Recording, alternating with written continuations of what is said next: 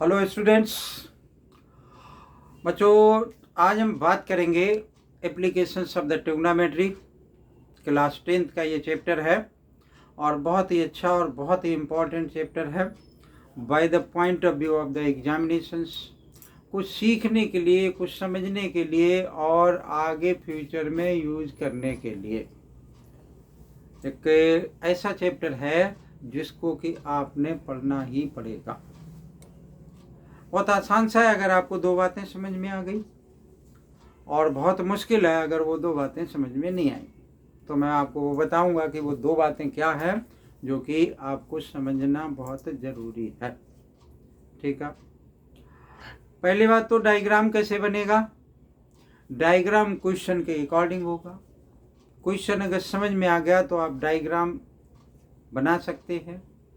Question आपने अगर पढ़ा है, आप देखें कि जनरली वो सीन कैसा दिखाई देता होगा, उसी के हिसाब से राइट एंगल ट्रायंगल बना लिया। दूसरी बात ये कि जो इससे पहले वाला हमारा चैप्टर था इंट्रोडक्शन ऑफ द ट्रिग्नोमेट्री, उसमें ट्रिग्नोमेट्रिक टेबल के साथ में आपको रेशियो की वैल्यू पता होनी चाहिए। तो पहले हम बात कर लेते हैं, थोड़ा सा आपको रिव्यू कर देते हैं कि what are the trigonometric ratios, क्या होता है परपेंडिकुलर, साइन थीटा क्या, कॉस थीटा क्या और टेन थीटा क्या। उसके बाद हम आएंगे इस चैप्टर पर कि एप्लीकेशन ऑफ ट्रिग्नोमेट्री। ठीक है, टेबल आपको पहले भी बनानी सिखाई है, फिर से सिखा दूंगा, लेकिन टेबल अल्टीमेटली क्या है आपको आनी चाहिए। ठीक, तो एप्लीकेशंस ऑफ ट्रिग्नोमेट्री, मान लो कि हमारे पास क्या था, इससे पहले वाले चैप्टर में एक राइट एंगल ट्रायंगल हमने ड्रॉ किया, ABC सपोज कर लिया, ये राइट एंगल है यानी 90 डिग्री है, ये इस एंगल को थीटा मान लिया, तो थीटा के सामने वाली side perpendicular, longest side hypotenuse और थर्ड साइड को बेस मान लिया। अगर ये थीटा होता तो ये परपेंडिकुलर, ये बेस और ये hypotenuse. Then we have the 6 different trigonometric ratios. What are these 6 trigonometric ratios? Sin theta किसके बराबर होता है, perpendicular upon hypotenuse. cos theta किसके बराबर होता है, बेस अपॉन में हाइपोटेन्यूज। टेन थीटा किसके इक्वल होता है, p अपॉन में b। cot थीटा किसके इक्वल होता है, b by p। sec theta किसके बराबर होगा, h बाई b। और कॉसेक थीटा किसके बराबर होगा कि h बाई पी। ठीक है, दीज 6 ट्रिग्नोमेट्रिक रेशियोज अगर आपको नहीं आते हैं तो पहले आप इन पर फोकस कीजिएगा। कंपलसरी है, बिना फोकस करे ट्रिग्नोमेट्री में कुछ ये ABCD है, 1 2 3 4 5 मान लो, जैसे हमारे मैथ के हुआ करते हैं, तो उस टाइप के ये मान लो कि इनके बिना कुछ पॉसिबल नहीं है, ये आने ही आने चाहिए। तो अब जैसे एप्लीकेशन है ट्रिग्नोमेट्री की, एक एप्लीकेशन ऑफ ट्रिग्नोमेट्री मतलब यूज कहाँ कहाँ होगा वो हम यहाँ पर बताएंगे। तो बच्चों देखो, before use the what is the use of the trigonometry, we first consider what are the ratios and what are the trigonometric table. हमने मान लो आ गया कि साइन 30 की वैल्यू क्या, अब आपको पता ही नहीं कि what is the value of sine 30। तो साइन 30 की वैल्यू अब जिसको पता है कि 1/2 के इक्वल होती है, वो तो फट से लगा देगा, आंसर जो है 1 सेकंड में आ जाएगा। अब जिसको मालूम नहीं वो या तो ऐसे करेगा वैसे करेगा और टूटता खोरे दिमाग से बहुत टाइम वेस्ट करेगा और कुछ भी आउटपुट सामने नहीं आएगा। जनरली बच्चों क्या होता है कि जो भी हमारे पास ये एप्लीकेशन ऑफ ट्रिग्नोमेट्री के जो क्वेश्चंस है उनमें ज़्यादातर क्या होता है कि टेन थीटा हम ज़्यादा यूज करते हैं, और टेन थीटा में भी किसको, थीटा की वैल्यू 30 डिग्री और 45 डिग्री और 60 डिग्री। अब मैंने ये बता दिया आपको कि टेन थीटा ज़्यादातर यूज करते हैं, तो 30 और 45 60 की वैल्यू आपको 100% लर्न होनी चाहिए। तो 100%, अब इसका ये बिल्कुल मतलब नहीं कि आप बाकियों की वैल्यू नहीं लर्न करें, यानी बाकियों की वैल्यू भी आपको मालूम होनी चाहिए। अब टेन थीटा यानी थीटा की जगह पे 30 डिग्री रखा तो इसकी वैल्यू 1/√3, 45 की वैल्यू ये 1 लिख लो और √3 वैल्यू 60 की लिख लो, यानी 1030 की 1/√3, 1045 की 1 और 1060 की वैल्यू √3 के इक्वल होती है। ठीक है ना। तो अब आते हैं हम व्हाट इज द एप्लीकेशन। बच्चों एप्लीकेशन ऑफ ट्रिग्नोमेट्री में हम क्या करते हैं कि किसी भी ऑब्जेक्ट की आर्टिकल की, कोई भी आर्टिकल, चाहे roof, tree, rock, clouds, anything else, we can easily find the height of the given object. ठीक है, पहली बात, मतलब किसी भी ऑब्जेक्ट की आर्टिकल की पोजीशन पॉइंट की हम क्या फाइंड आउट कर सकते हैं, हाइट फाइंड आउट कर सकते हैं। तो पहली एप्लीकेशन, अब हाइट ही ज़्यादातर निकालनी होती है। ठीक है, तो पहली बात क्या है कि we can easily find the height of the given article. Second thing is that कि we can find the length of the any article from the another point. ठीक है, किसी एक ऑब्जर्वर हो गया, मान लो कि अभी मैं बनाऊंगा डायग्राम कि मैं एक ऑब्जर्वर हूँ और कोई दूसरी चीज़ है जो कि मुझे दिखाई दे रही है 1 किलोमीटर दूर पर। ठीक है, तो 1 किलोमीटर अब मैंने कह दिया। ठीक है, तो कैसे वो लेंथ निकाली जाएगी, क्या होगा, we can easily find also the width of river without actually measuring.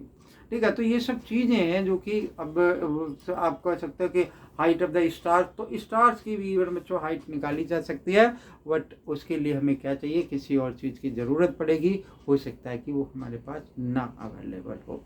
तो कैसे फाइंड आउट करेंगे उस पर हम कंसंट्रेट करेंगे। लेट अस सी, हमने ड्रॉ किया कि सपोज कर लेते हैं पहली बात कि एक पोजीशन, एक ये बनाया, पहले एक ट्रायंगल बना लिया। ठीक है, और मैंने आपको इस पोजीशन पर क्या किया कि बिठाला है। आप कहाँ बैठे, इस पोजीशन पर बैठे हैं, या पहले मान लो कि आप इस पोजीशन पे रोड पे जा रहे हो, छत पे कोई खड़ा है, आप देख रहे हैं उसको। मैं क्या कह रहा हूँ कि आप रोड पे जा रहे हो और छत पे कोई खड़ा है। ठीक है, आप उसको देख रहे हैं। तो जब आप देख रहे हैं, सपोज करो कि ये आपकी पोजीशन है, तो आप कौन हो गए, ऑब्जर्वर हो गए, देखने वाले हो गए। किसको देख रहे हैं, जो यहाँ पर है, छत पर है। ठीक है, तो जब छत पर है उसको आप देख रहे हो, तो यहाँ से देख रहे हो, तो इस एंगल को हम क्या कहेंगे कि इसका नाम चलो हमने थीटा मान लिया, लेकिन आप कुछ भी नाम डाल सकते हैं। इसको हम कहेंगे कि एंगल ऑफ एलिवेशन। क्या कहेंगे, एंगल ऑफ एलिवेशन।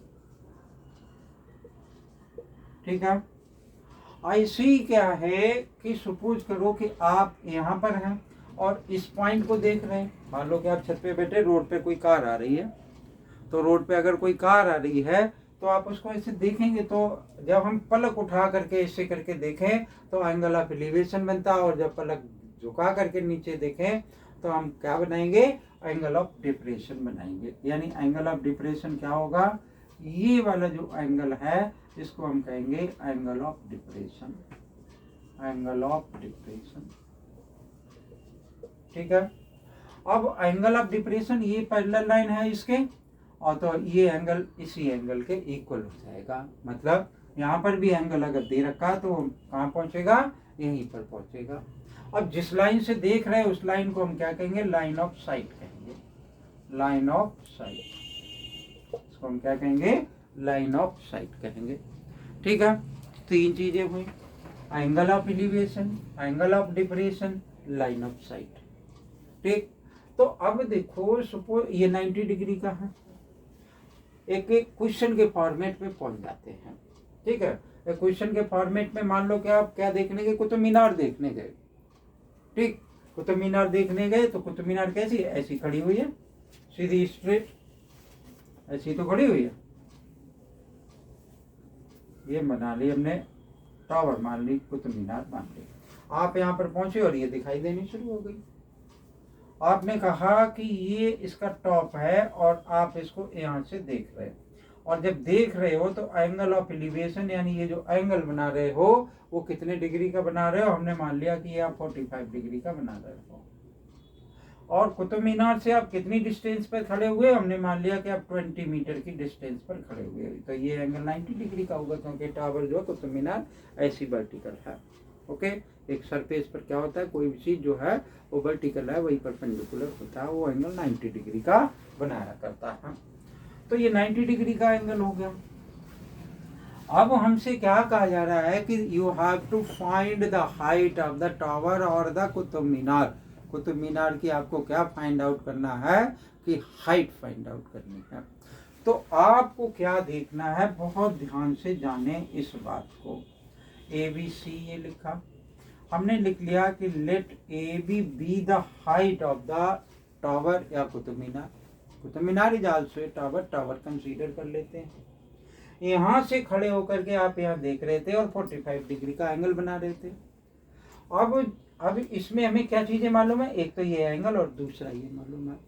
तो आप ध्यान रखें कि जो चीज़ गिवन और जो चीज़ फाइंड आउट करना है उन दोनों का रेशियो ले लेंगे और रेशियो इसमें तलाश लेंगे कि वो किसका रेशियो है, उसी के बराबर वो रेशियो लिख देंगे और थीटा की जगह पर जो ये एंगल दे रखा है उस एंगल को रिप्रेजेंट कर लिख देंगे। फिर से जानो मैं क्या कह रहा हूँ कि आपको दो साइड्स मालूम है, तीसरा ये है वो एक साइड्स मालूम है और एक फाइंड आउट करनी है और एक एंगल मालूम है। तो जो साइड्स आपको मालूम है उनका आप रेशियो लिखेंगे, ठीक।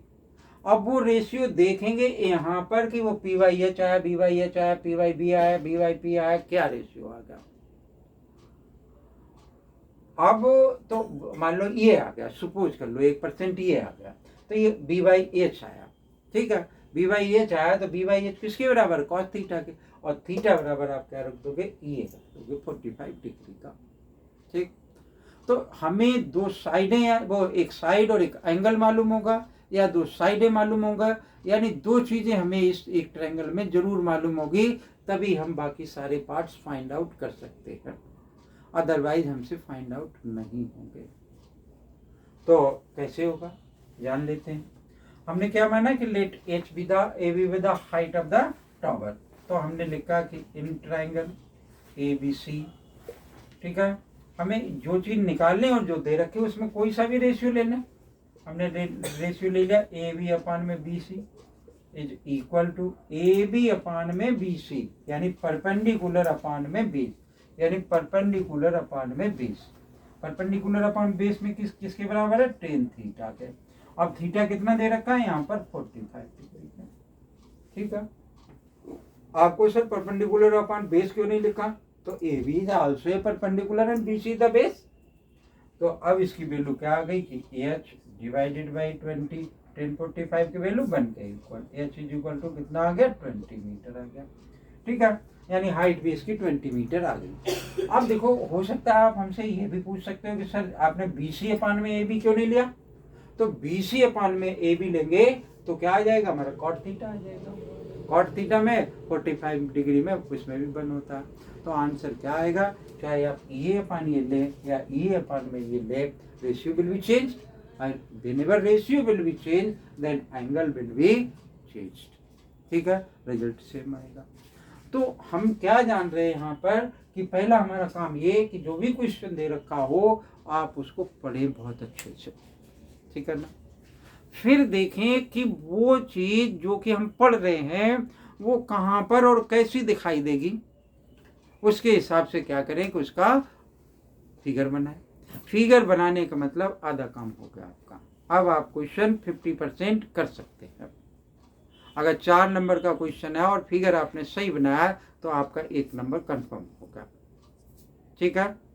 तो अब देखो, तो ये मैंने आपको बताया, ऐसे बहुत सारे एग्जाम्पल्स।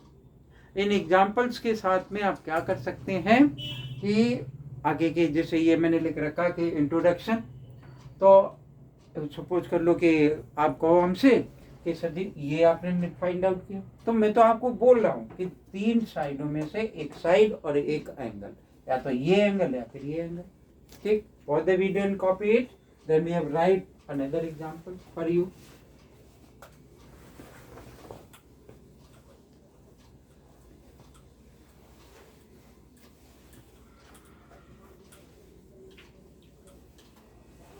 देखो, आप सपोज करो कि आप एक काइट को उड़ा रहे हो, पतंग उड़ा रहे हो, और जो आपकी पतंग की डोर है उसमें कोई भी स्लंकी नहीं, यानी झोल नहीं है।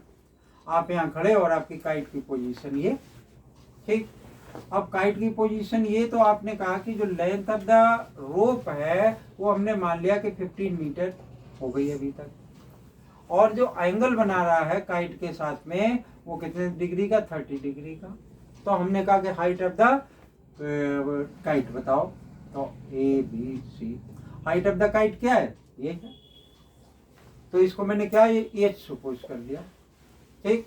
तो A B the height of the kite, और तो ये दे रखा है और ये निकालना है, तो either we can take A C upon में ए बी और ए बी अपान में ए सी। तो हमने क्या लिखा है कि इन ट्राइंगल ए बी सी, ठीक है, ए बी सी ट्राइंगल में क्या है, ए बी अपान में और जो गिवन है ए सी। अब ये परपेंडिकुलर अपान में हाइपोटेन्यूज क्या होता है, साइन थीटा होता है। साइन थीटा यानी थीटा की जगह क्या दे रखा है, 30। ए बी एच है और ए सी की वैल्यू कितनी है, 15। साइन 30 की वैल्यू कितनी होती है, 1/2। तो एच बराबर क्या आ जाएगा, 15/2। This is equal to 7.5 metre, ठीक है। तो एच की वैल्यू कितनी आ गई, 7.5 मीटर, ठीक। तो ये एक सिचुएशन है जो कि मैं आपके लिए क्रिएट कर रहा हूँ। तो ऐसी बहुत सारी सिचुएशंस होगी जिनका कि डायग्राम मैं आपको नेक्स्ट वाली वीडियो में ड्रॉ करके पहले बताऊंगा, और फिर मेरी जो एक्सरसाइज होगी चैप्टर 9.1 यानी एक ही एक्सरसाइज है, तो फिर मैं उस एक्सरसाइज के क्वेश्चन आपके लिए करूंगा। वीडियो अच्छी लगे, अगर ये इंट्रोडक्शन समझ में आया हो तो ज़रूर लाइक करें। चैनल अगर सब्सक्राइब नहीं कर रखा हो, चैनल को सब्सक्राइब कर ले। थैंक यू, जय हिंद।